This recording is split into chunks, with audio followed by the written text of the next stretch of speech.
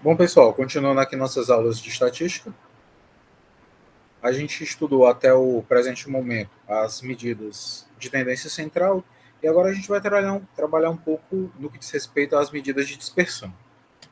Bom, então suponha que foram feitas medições em vários momentos durante 2 dias seguidos para coletar a temperatura em graus Celsius da cidade de Gramado, no Rio Grande do Sul.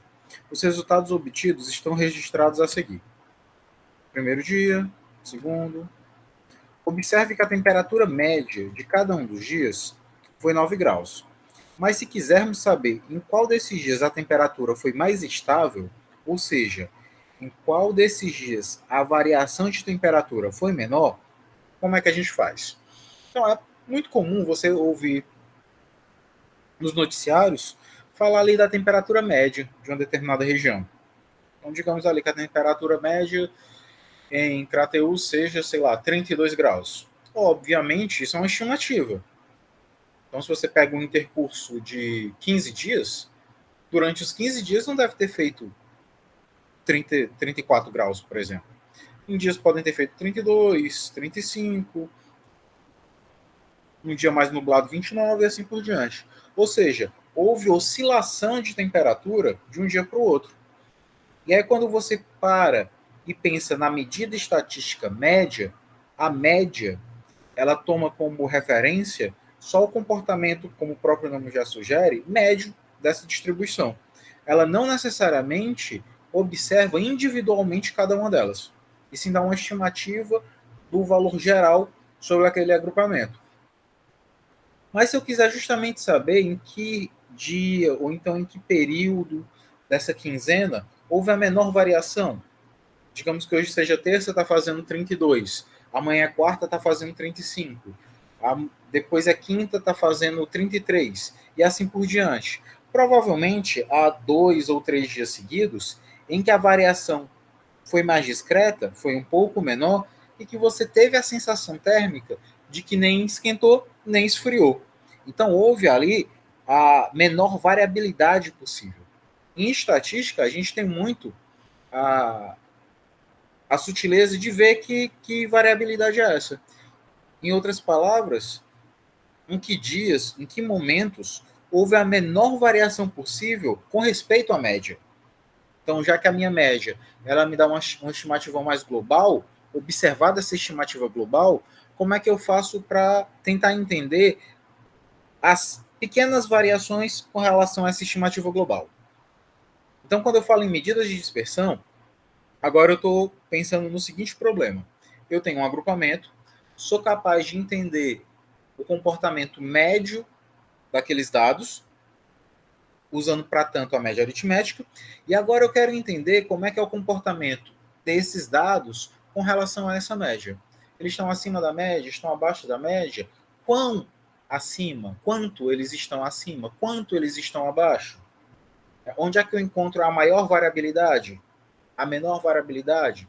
Será que existe algum momento em que eu tenho uma região de concentração de variabilidade? Ou seja, eu posso dizer que no intercurso desses 15 dias, houve, por exemplo, 3 dias consecutivos em que a variação, em que o desvio foi o menor.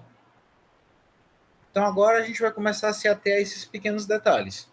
Como é que os dados se comportam em torno, por exemplo, da média aritmética? Então, a média, ela não responde à nossa questão, já que nos 2 dias a temperatura média foi a mesma. Para obter esse resultado, precisamos de outras medidas que permitam descrever o comportamento do grupo de valores em torno da média, que era o que a gente já tinha discutido. Veja que nesses dados aqui, gente, ó, no primeiro dia, a média de temperatura foi 9 graus. No segundo dia, a média de temperatura também foi 9 graus. Mas se você observar, o segundo dia teve a menor temperatura, que foi 6. E também teve a maior temperatura, que foi 12. Ao passo que o primeiro dia aparenta ser aquele dia em que eu tive uma variabilidade térmica menor. Porque como aqui, se vocês olham no primeiro dia, eu consigo observar que não só a média é 9, mas como vocês observam que eu tenho 6 dados, né? e eles já estão ordenados, ó. São 6. Então, se eu quisesse calcular a mediana, por exemplo, deles, estaria aqui, ó. Seria a média entre esses dois, correto? Então, a mediana aqui também seria 9 e a moda seria 9. Então, nessa primeira distribuição aqui, ó, eu tenho média, moda e mediana coincidentes. Ambas são 9. Agora, se eu já observo aqui, ó, que também são 6 dados, os termos centrais são o 8 e o 10. Então, a mediana é 9. A média também é 9. Mas se você observa, aqui no segundo dia, essa distribuição de dados, ela é amodal. Não existe nenhuma temperatura que ocorra mais do que as outras. Né? 6, 7, 8, 10, 11, 12. Não houve sequer repetição. Então, olha só. Aqui, nesse primeiro dia, média, moda e mediana são coincidentes, valem 9. Já aqui no segundo dia, média e mediana são coincidentes, também são 9. Só que aqui você não tem sequer moda. Então, agora, se eu for observar, esse primeiro grupamento, ele me parece ser o mais estável, ao ponto de vista estatístico, porque a média é 9, 2 dias dão exatamente a média, que é 9. Esse dia aqui é apenas 1 grau abaixo de 9, e aqui 1 grau acima de 9. Aqui eu tenho algo muito equivalente, né? Esse aqui é 1 grau abaixo da média, aqui é 1 grau acima da média, só que esse 6 aqui me leva 3 graus de variação para menos. Enquanto esse 12, 3 graus de variação para mais. Então, observado o primeiro e o segundo dia, qual deles teria uma variabilidade térmica menor? Para a gente não ficar. Isso aqui a gente consegue ver com 6 temperaturas, mas imagine que eu tivesse, durante um dia, feito a captura dessas temperaturas de 1 em 1 hora. Então, teria no mínimo 24 temperaturas a trabalhar. Então, esse trabalho já seria um pouco mais desgastante. Imagine se eu fizesse isso no transcorrer de uma semana. Teria 24 vezes 7 temperaturas. Né? Teria mais de 140 temperaturas a observar. Então, a estatística aqui precisa me dar uma ferramenta que eu consiga melhor entender a distribuição dos dados em torno de um parâmetro. E o parâmetro que a gente vai escolher aqui é a média aritmética. Então, a gente precisa de outras medidas estatísticas que permitam descrever o comportamento dos grupos de valores em torno da média. Então, as medidas estatísticas que descrevem esse comportamento de um grupo de valores em torno das medidas de tendência central, média, moda e mediana, como a gente já viu anteriormente, essas medidas estatísticas recebem o nome de medidas de dispersão ou medidas de variabilidade. Então, os textos clássicos trazem medidas de dispersão, mas também medidas de variabilidade também é um termo coerente. Justamente por pensar nas variações, né, das grandezas, né, das variáveis em questão.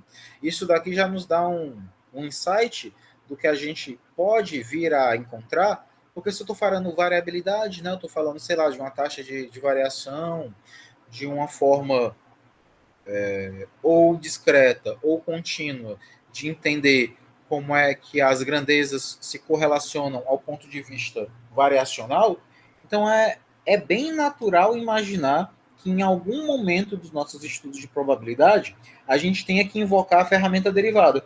Porque como a gente já bem traz do cálculo diferencial, mesmo independente de forma discreta ou de forma contínua, a derivada é aquele ente capaz de nos dar, mesmo que de forma discreta, mas na maioria das vezes de forma contínua, a taxa de variação das grandezas, correto? Então, a primeira medida de dispersão que a gente vai se ater aqui é o desvio médio. Então, para analisar o grau de dispersão ou de variabilidade de um grupo de dados, a gente pode utilizar o desvio médio. Para isso, primeiro calculamos os desvios em relação à média, chamados simplesmente de desvios, obtidos pela diferença entre cada valor observado e a média desses valores. Em seguida, obtemos o quociente entre a soma dos valores absolutos dessas diferenças, que são os desvios, e o total dos valores observados. Então, antes da gente ir para o algoritmo propriamente dito, vamos entender o que é isso. O que são os desvios? Se eu volto lá para o meu problema inicial das temperaturas, veja aqui que no primeiro dia a gente calculou que a média é 9. Então, qual é a variação do 7 com respeito ao 9? 2. Do 8 com respeito ao 9? 1. Do 9 com respeito ao 9? 0. Não variou nada, né? De 9 para 9. Com respeito a 9? Nada. Com respeito a 10? Variou 1. Com respeito a 11? Variou 1. Então, esses são os que a gente chama de desvios discretos, ou desvios singulares, ou desvios individuais, ou simplesmente desvios. Então, o desvio do 7 é 2, porque quando eu pego 9, que é a média, menos 7 é 2. O desvio do 8 é 1. O desvio do 9 é 0, que é de 9 para 9. E assim por diante. E aí, pelo que nos sucinta lá naquele slide de onde a gente partiu para cá, o desvio padrão, né, também conhecido como desvio absoluto, ele vai pegar a soma de todos os desvios e vai dividir pelo total. Então, ó, veja só como é sensível. Em seguida, obtemos o quociente, ou seja, eu vou dividir a soma dos valores absolutos dessas diferenças, dos desviozinhos que eu calculei, individuais, e o total dos valores observados. Pessoal, isso daqui é um tipo de média. É uma média aritmética obtida pelos valores absolutos, ou seja, pelos desvios. Então, eu vou calcular cada desvio com respeito à média e, com base nos desvios, eu vou calcular a média aritmética. Então, o desvio médio é a média aritmética dos desvios. O desvio médio é a média aritmética dos valores absolutos dos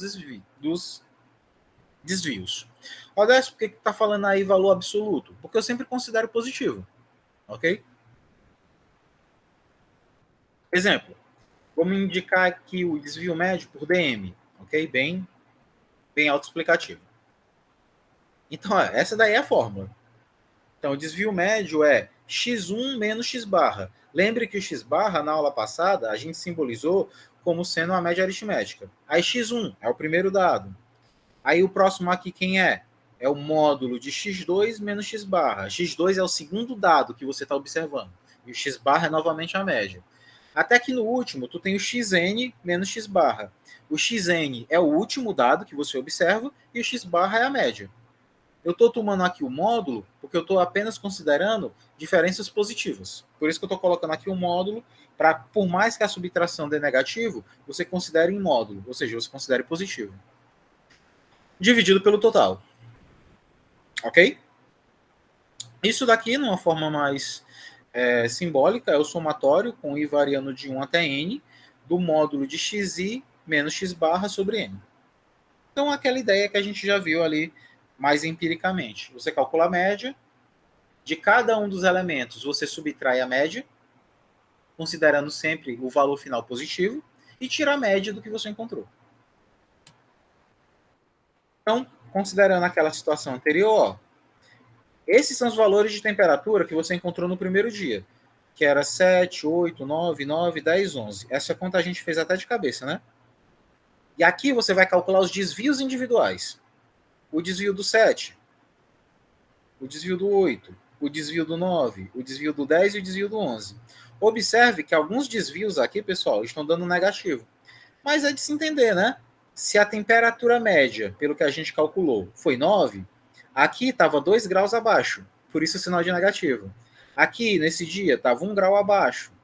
Nesses 2 dias que deu 0, estava a mesma temperatura.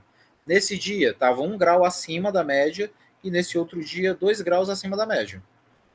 Quando eu vou tomar os valores absolutos, que é o que a definição de desvio médio me pediu, eu vou assumir tão somente esses valores positivos. Ou seja, o menos 2 em módulo ficou 2, o menos 1 ficou 1, 0 em módulo é 0, e números positivos em módulo são igual a eles mesmos, né? Então, a soma de todos os valores absolutos, que eu estou representando assim, né? Somatório das diferenças, é o somatório de todos esses valores aqui, que é 6. No segundo dia, É o mesmo algoritmo. Ó. Agora eu estou chamando o segundo dia de y, para não chamar de x, do jeito que eu sei o outro. A média desses dias é a mesma, né? A gente viu que é 9. E agora, de cada valor desse, eu subtraio 9. Então, o dia que deu 6 graus, estava 3 graus abaixo. O que deu 7 graus, 2 graus abaixo. O que deu 8 graus, 1 grau abaixo. E assim por diante. Então, eu calculei aqui os desvios diretos em cada um. Nessa outra coluna, eu estou apenas tomando-os de forma absoluta. Ou seja, não levando em consideração os sinais. Tomando-os todos positivos. Então, a soma de todos os desvios obtidos aqui, em módulo, dá 12. Agora vamos calcular o desvio médio de cada dia. O primeiro dia, quando eu fiz aquela soma de desvios, deu 6. Como eram 6 dias, 6 dividido por 6 é 1. Então, a média de desvio do primeiro dia era de 1 grau. E realmente a gente viu isso, né? Quando a gente pensou naquele problema pela primeira vez. Tinha um dia com 8 graus, que era 1 grau abaixo da média, um dia com 10 graus, que era 1 grau acima da média, e tinha 2 dias que tinha nenhuma variação. Era a mesma temperatura, 9 graus. Então, de fato, o primeiro dia aparenta ser o dia mais equilibrado. Já para o segundo dia, como aquele meu somatório deu 12, 12 dividido por 2, perdão, 12 dividido por 6 é 2. Então era mais fácil, nesse segundo dia, você encontrar variação de 2 graus, enquanto no primeiro dia era mais comum você encontrar variações de 1 grau. Portanto, houve uma maior dispersão ou variabilidade de temperatura no segundo dia, que dá algo em torno de 2 graus Celsius. Isso permite concluir que a temperatura foi mais estável, ou seja, houve uma menor variação no primeiro dia. Então, quem vivenciou esse primeiro dia não sentiu uma mudança muito abrupta na temperatura, nem para mais, nem para menos. Já no segundo dia, a sensação de oscilação de 2 graus era mais perceptível. Ou seja, em algum momento esteve mais frio, em algum momento ligeiramente mais quente. Há de se esperar, né? Porque houve um momento no segundo dia em que a temperatura foi 12, enquanto a média de temperatura nesse dia era de 9. Ou seja, você sentiu uma variação de 3 graus. Mas mesmo assim, a oscilação mais frequente era uma oscilação de 2 graus. Ok? Então, essa é a primeira medida de dispersão. O desvio nos dá uma ideia de como é que os elementos, isoladamente, se correspondem com a média a termo de variação, né, de dispersão ou variabilidade. Outra medida estatística também de dispersão que pode ser observada é a variância. A variância é a média aritmética dos quadrados dos desvios. Essa é a definição de variância. A variância é a média aritmética dos quadrados dos desvios. Portanto, observe que os desvios, como a gente já viu anteriormente, é quando eu pego o elemento e subtraio da média. Então, o primeiro elemento, x1 menos x barra ao quadrado. Porque aqui é a média aritmética dos quadrados dos desvios. Se é a média aritmética, né, eu somo e divido pelo total. O total é n. E aqui, gente, eu não preciso colocar em módulo, porque quando eu pego esse elemento aqui e elevo ao quadrado, ele vai dar sempre positivo. Então, eu não tenho mais aquela preocupação de colocar os elementos em módulo para garantir a conservação do sinal de positivo. O próprio quadrado, como aqui eu só estou tomando como referência números reais, então isso daqui vai dar sempre maior ou igual a zero. E no caso, esse somatório só dá zero se somente se cada elemento for igual à sua média. Isso daqui é um ótimo exercício, inclusive, viu? Prove que a variância é sempre maior ou igual a zero. E a variância só é zero se somente se cada um dos elementos for igual à média aritmética do conjunto. Não é difícil de provar, né? Até porque, de certa forma, com um caráter mais global, quando eu pego um conjunto de dados e aplico sobre ele a operação de variância, é como se eu estivesse calculando o comprimento de um vetor. Se você observar isso daqui, x1 menos x barra ao quadrado, x2 menos x barra ao quadrado, e assim por diante, até o xn menos x barra ao quadrado, se eu aplicasse uma raiz quadrada aqui, parecia muito ou a distância entre dois pontos, no espaço Rn, ou então o comprimento de um vetor de coordenadas xi menos x barra, com i variando de 1 até n. Então, tanto observado a estrutura isomorfa ao Rn, como a estrutura do Rn com o produto interno euclidiano, né, aquele que diz que o módulo do vetor é a raiz quadrada do produto interno do vetor por ele mesmo, isso já me daria a garantia desse resultado. Então, a variância, ela tem esse comportamento, né? Você pega o dado, subtrai da média, leva ao quadrado. Pega o outro dado, subtrai da média, leva ao quadrado. E assim por diante, soma todos esses valores e divide por n, que é o total de dados observados. E aí a variância a gente vai representar por var. Em linhas gerais, isso é o somatório com i variando de 1 até n de xi menos x barra ao quadrado sobre n. E aí o desvio padrão, que é a nossa última tendência, é a raiz quadrada da variância. Simples assim. Então, se eu chamo o desvio padrão de dp, lembre que a gente anteriormente definiu que era o desvio médio, agora esse daqui é o desvio padrão.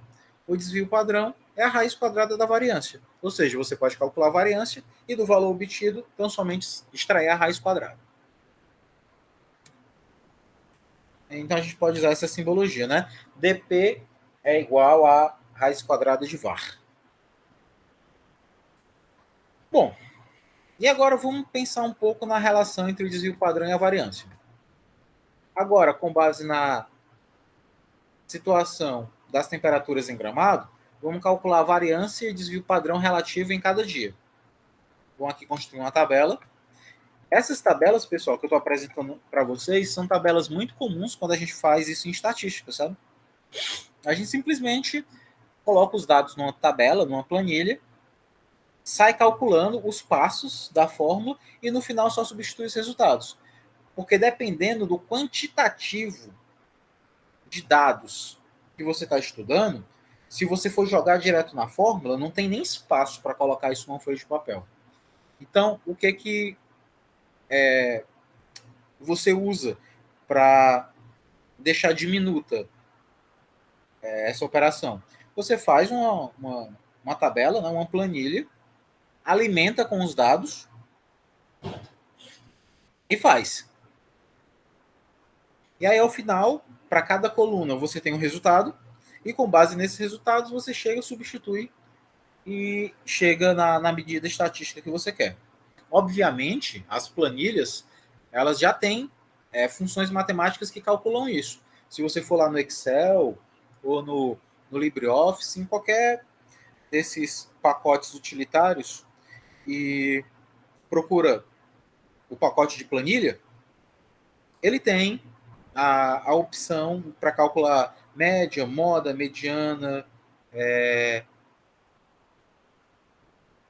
um desvio padrão, um desvio médio.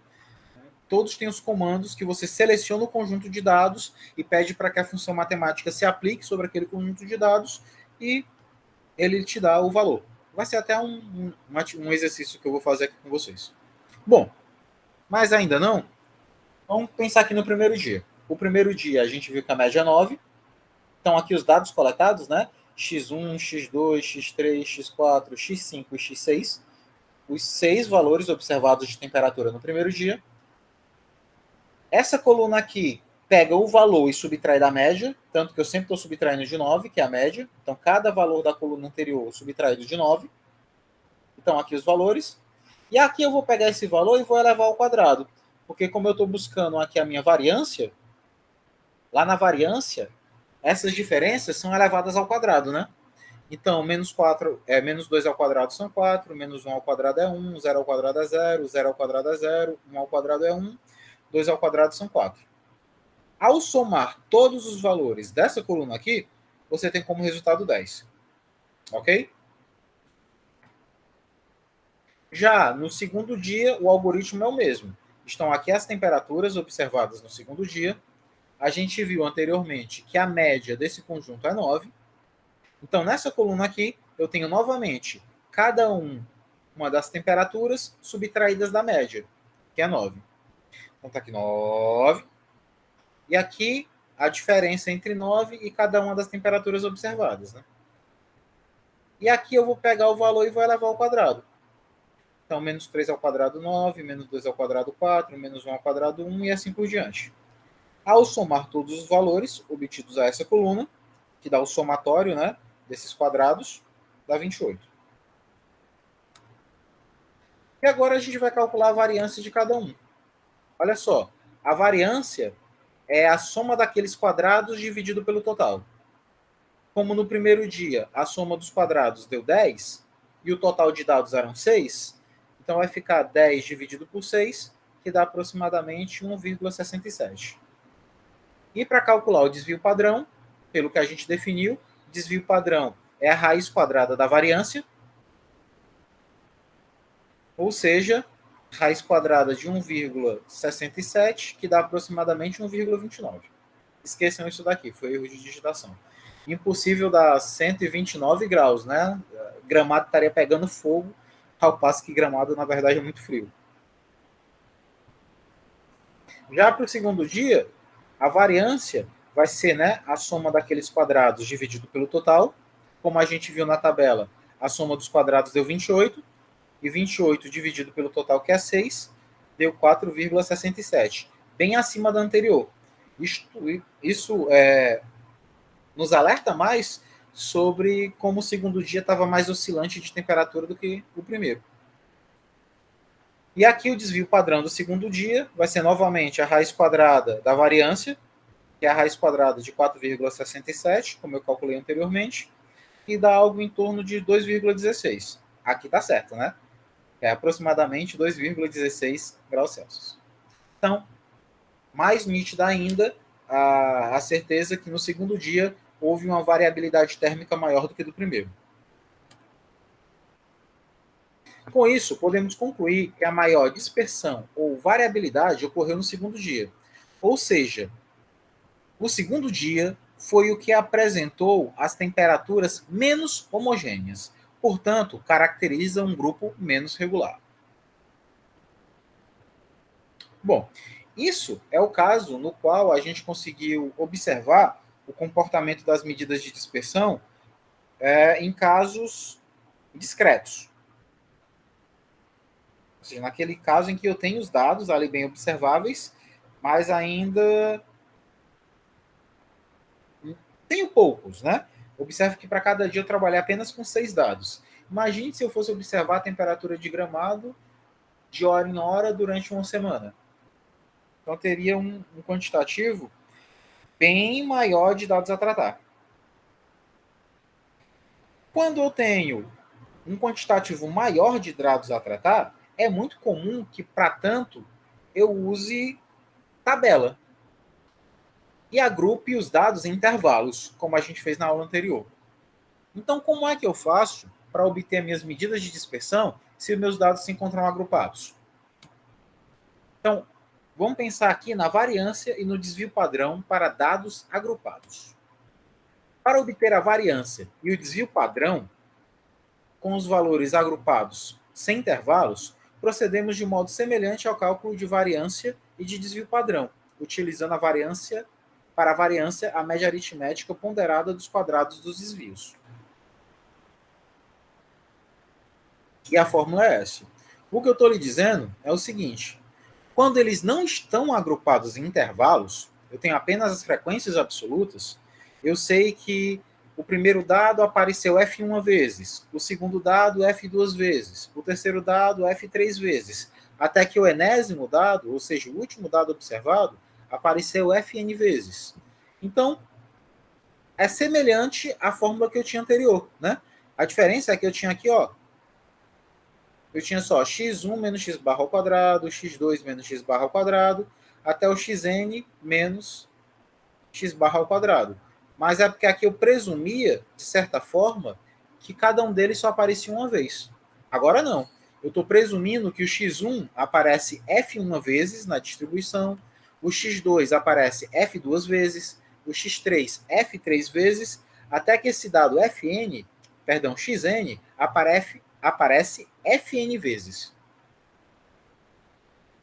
Então aqui é como se eu tivesse uma média ponderada de fato, onde os pesos, o F1, F2, F3 até o Fn, na verdade não são pesos propriamente ditos, e sim são as frequências absolutas, ou seja, quantas vezes cada um desses dados ocorre na minha distribuição. Então aí a variância teria essa cara, muito parecida, apenas aqui com FI, que vai indicar quantas vezes cada um dos elementos apareceu, e o desvio padrão não tem para onde correr, né? Por definição, ele é a raiz quadrada da variância. Isso para um agrupamento sem intervalos. Agora, se os valores estão agrupados em intervalo, para melhor obter a variância e o desvio padrão, primeiro calculamos os pontos médios de cada intervalo e em seguida fazemos isso daqui. Então, observe, gente, que essa fórmula de variância é muito parecida com a fórmula de variância anterior.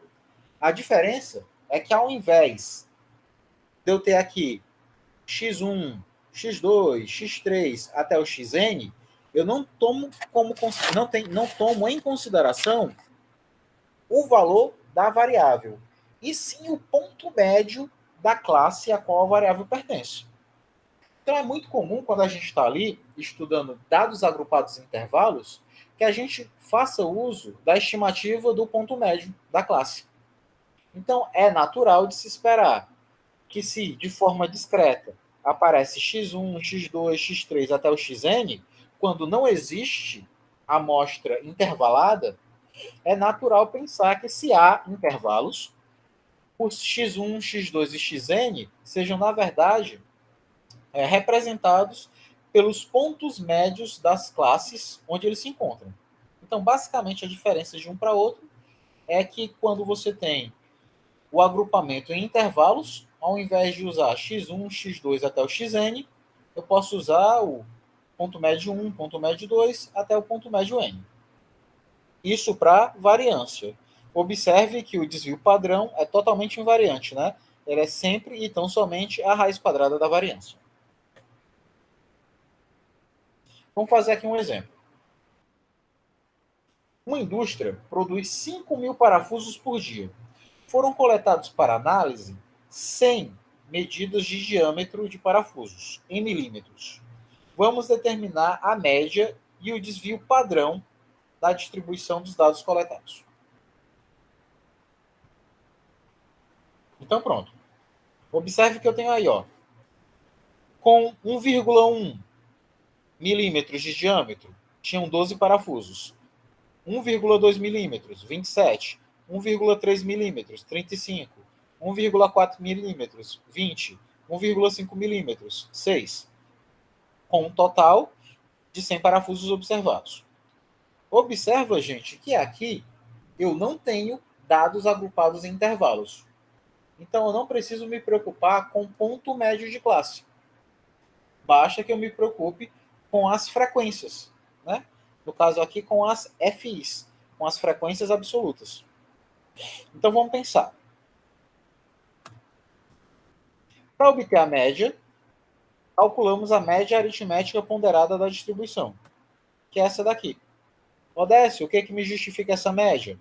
Eu tenho 12 parafusos com 1,1, 27 parafusos com 1,2, 35 parafusos com 1,3, 20 parafusos com 1,4, 6 parafusos com 1,5. Quando eu faço esse produto aqui, é a ponderação, né? Dividido pelo total de parafusos observados, que é 100. Ao fazer essa conta, você tira aqui que a média aritmética do diâmetro dos parafusos é de 1,281. Ok? Agora, para calcular o desvio padrão, vamos construir aquela tabela que nos auxilia nos dados. O diâmetro do parafuso está aqui, que foi o dado observado. Estão aqui o quantitativo de cada parafuso.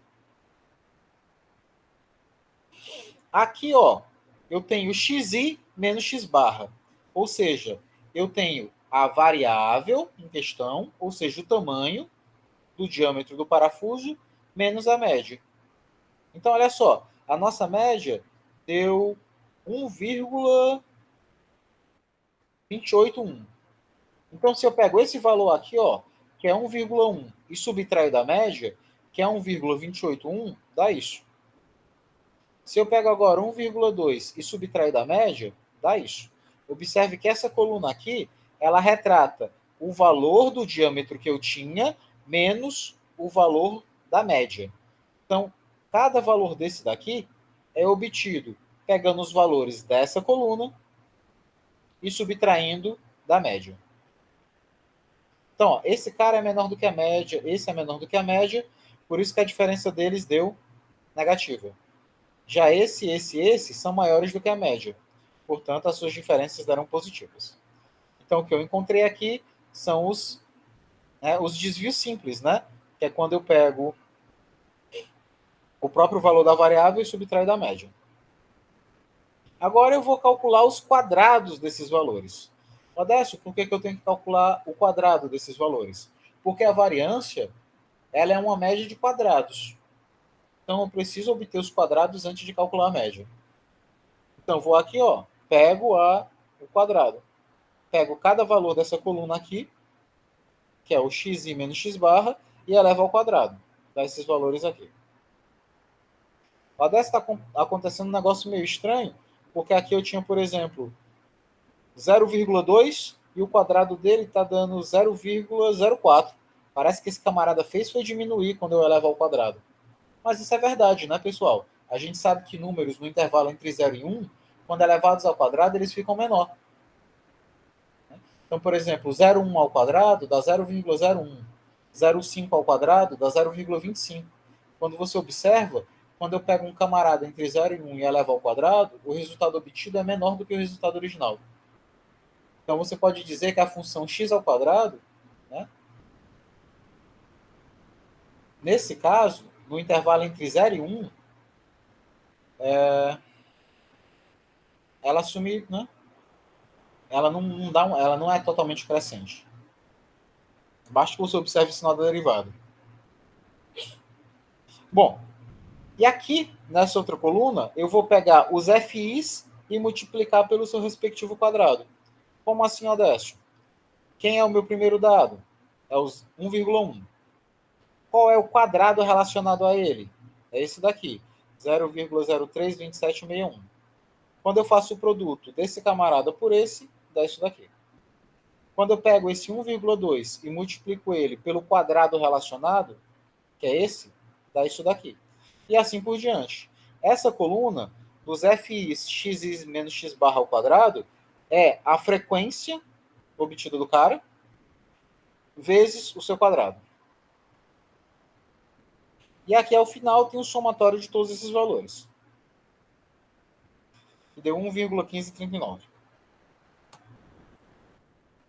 Para calcular então a variância é aquele somatório dividido pelo total, somatório dos FIs, xi menos x barra ao quadrado, que deu esse valor, dividido por 100, que é o total de parafusos observados, e dá esse valor aqui. Então, a variância é de 0,011539. E o desvio padrão é a raiz quadrada da variância. Ou seja, é a raiz quadrada desse camarada, que dá aproximadamente 0,10742. E aqui outra coisa estranha, né? Esse cara é 0,01 e a raiz quadrada dele deu 0,1. Então, números entre 0 e 1, quando você eleva ao quadrado, eles diminuem. Mas quando você tira a raiz quadrada, eles aumentam. Né? O que normalmente não ocorre para números maiores do que 1. Que eles ao quadrado aumentam e na raiz quadrada eles diminuem. Números entre 0 e 1 ao quadrado diminuem e na raiz quadrada eles aumentam. Logo, a média das medidas dos diâmetros é de 1,281 e o desvio padrão é de aproximadamente 0,107 milímetros. Um desvio muito pequeno, inclusive, né? Para um universo de 100 parafusos observados, de um total de 5.000. Então é assim que a gente consegue ter uma aplicação de variância e de desvio padrão para dados não agrupados em intervalos. Claro que por muitas vezes é necessário que eu os agrupe em intervalos, principalmente se forem muitos.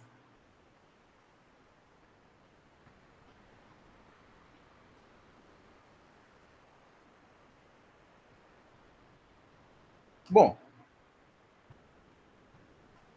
aqui mais um exercício resolvido. É a mesma ideia.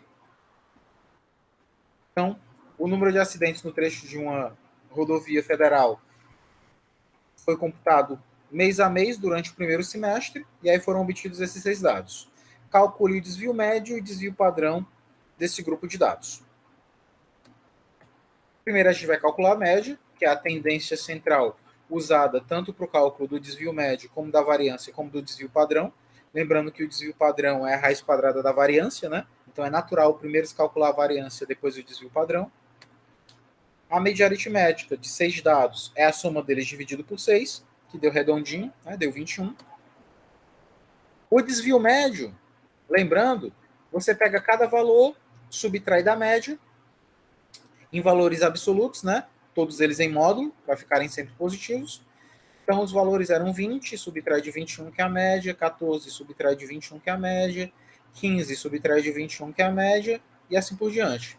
Somo todos os valores em módulo, porque eles têm que ser necessariamente positivos, e divido pelo total, que é 6.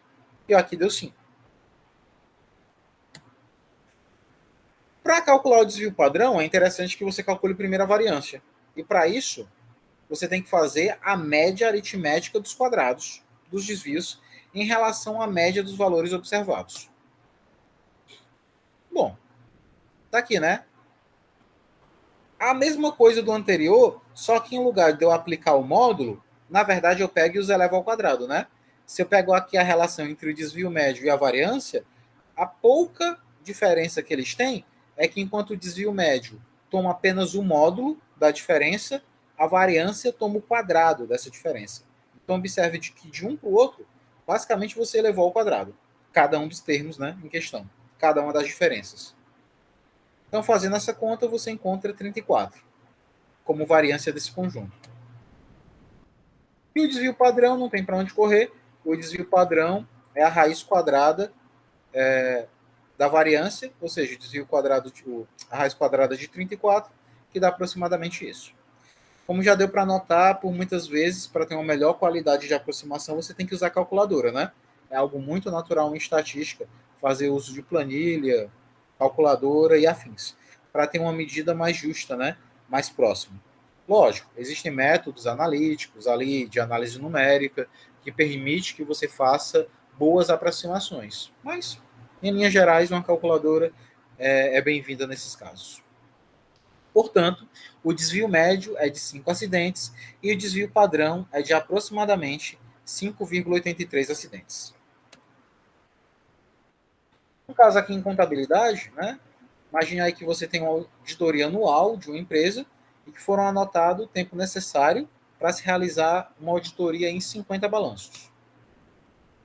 E, obviamente, como o quantitativo de dados aí é um pouco maior, né, são 50, em detrimento da questão anterior que eram 6, então é mais saudável agrupar em dados.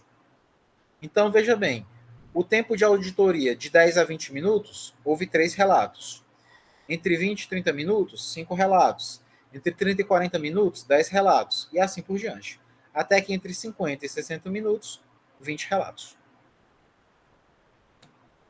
Caracterize a dispersão da distribuição por meio do desvio padrão. Ou seja, calcule o desvio padrão disso daqui. Observe que o desvio padrão aqui vai ser aplicado sobre uma amostra que está organizada em intervalos. E como a gente viu, quando eu tenho intervalos, o interessante é pegar o ponto médio das classes. Então, se eu tenho essa classe aqui, de 10 e 20, o ponto médio dela é 15. De 20 a 30, o ponto médio é 25. Entre 30 e 40, o ponto médio é 35. Entre 40 e 50, 45. Entre 50 e 60, 55. Lembrando que o ponto médio É a soma do extremo inferior mais do extremo superior dividido por 2, mesmo que os extremos superiores estejam todos abertos. Vocês lembram daquela discussão que a gente fez sobre a convergência uniforme de sequências de Cauchy dentro dos intervalos conexos da reta, né? Então isso me dá uma certa credibilidade para assumir que eu posso pegar o extremo superior para o cálculo pontual do ponto médio, ok? Bom, primeiro vamos calcular o ponto médio de cada classe, que foi o que eu fiz aqui, né? 15, 25, 35, 45, 55. E agora pegar a frequência de cada uma daquelas classes. Observe que a primeira classe, cujo ponto médio era 15, tinha frequência 3. O que tinha ponto médio 25 tinha frequência 5. O que tinha ponto médio 35 tinha frequência 10. O que tinha ponto médio 45 tinha frequência 12. E o que tinha 55 como ponto médio tinha frequência 20. Fazendo o que aquela fórmula nos propõe, eu vou fazer aqui a média ponderada desses valores. Lembrando que são 50 valores o total. Efetuando essa operação, 43,2. Então essa é a média. Agora vamos construir a tabela para a gente observar como é que eu vou fazer aqui a mediana desse negócio. Então eu tenho aqui os tempos de auditoria, que eu tinha observado, o número de balanços, que são as frequências a serem utilizadas, os pontos médios de cada classe, que a gente fez anteriormente, e aqui o primeiro passo. Eu vou pegar o ponto médio e vou subtrair da média. A média a gente calculou, deu 43,2. Então eu vou pegar o ponto médio da primeira classe e subtrair daquele valor. Deu isso. Da segunda classe, subtrair daquele valor, da média. Deu isso. Ponto médio da terceira classe menos a média. Deu isso.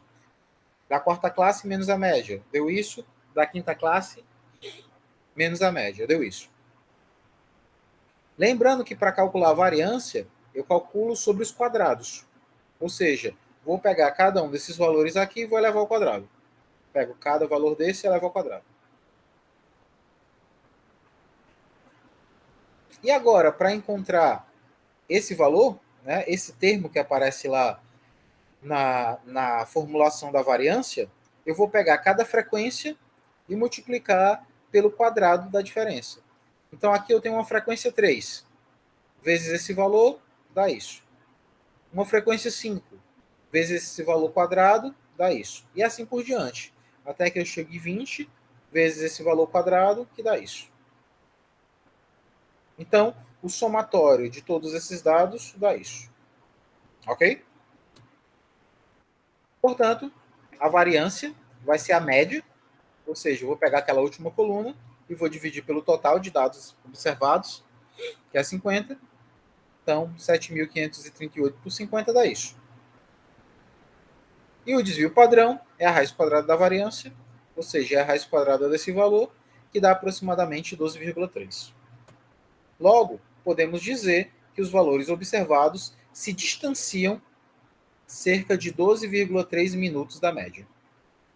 Ou seja, o desvio padrão, ele me mostra como é que os valores estão mais próximos ou estão mais distantes. Então, se a média ali é algo em torno de 43 minutos, eu tenho ali uma distribuição desses dados com uma distância de aproximadamente 12,3 minutos, seja para mais, seja para menos. Bom, e com isso, pessoal, a gente finaliza esse primeiro momento observacional de estatística. Lembrando que a gente viu grandezas, qualitativa e quantitativa. A gente viu a representação em gráficos e tabelas. A gente viu frequência absoluta e relativa, acumulada absoluta e relativa, média, moda, mediana, tanto para agrupamentos simples, como agrupamentos de frequência, como agrupamentos por intervalos de classe. E também vimos desvio médio, desvio padrão e variância para todos os casos anteriormente citados, né? De forma discreta, de forma contínua, com dados agrupados por frequência e por classe. Então, com isso, a gente termina esse primeiro bloco do estudo mais clássico, né, mais simples de estatística. Então, essa é a nossa terceira aula. E na quarta aula a gente vai trabalhar, em essência, exercícios correlatos a esse tema, ok? Agradeço a todos aí pela atenção, bons estudos e até mais.